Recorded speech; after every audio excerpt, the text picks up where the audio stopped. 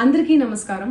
నిన్న ఏదైతే నా బర్త్డే పార్టీ జరిగిందో ఒక చిన్న ఇంట్లో పార్టీ లాగా ఒక ఫ్యామిలీ ఫంక్షన్ లాగా జరుపుకోవాలన్న ఒక ఉద్దేశంతో ఆ రిసార్ట్లో మా అమ్మా నాన్నల కోరిక మేరకు మా అమ్మా నాన్నలతో కలిసి మా ఫ్యామిలీ మెంబర్స్తో కలిసి నేను జరుపుకోవడం జరిగింది.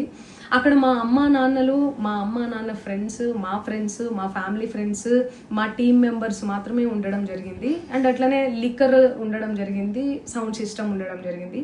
సో సౌండ్ సిస్టమ్కి లిక్కర్కి పర్మిషన్ తీసుకోవాలని చెప్పి నాకు అస్సలు అవగాహన లేదు, ఐడియా కూడా లేదు. అది అనుకోకుండా సడన్గా ప్లాన్ చేసుకొని వెళ్ళిపోవడం జరిగింది అక్కడ. సో అందుకు నాకు అవగాహన లేదు, లేకుంటే నేను డెఫినెట్లీ తీసుకునేదాన్ని. నాకు అసలు గైడెన్సీయే లేదు. ఎవరన్నా గైడ్ చేసినా కూడా నేను పర్మిషన్ తీసుకునేదాన్ని, లేకపోతే నేను ఎందుకు ఇలా తెలిసి చెయ్యను కదా.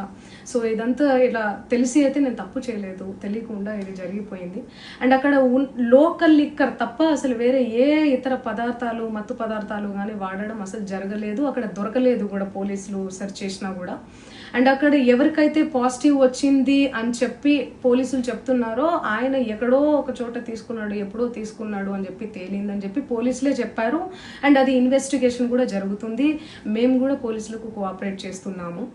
అండ్ నేను ఎందుకు ఇలా చేస్తాను, అసలు నాకు తెలిసి ఎందుకు చేస్తాను, మా అమ్మా నాన్నలతో దట్టు మా అమ్మా నాన్నలు పెట్టుకొని ఇలాంటివి నేను ఎంకరేజ్ చేస్తానా, ఇలాంటివి చెప్పండి.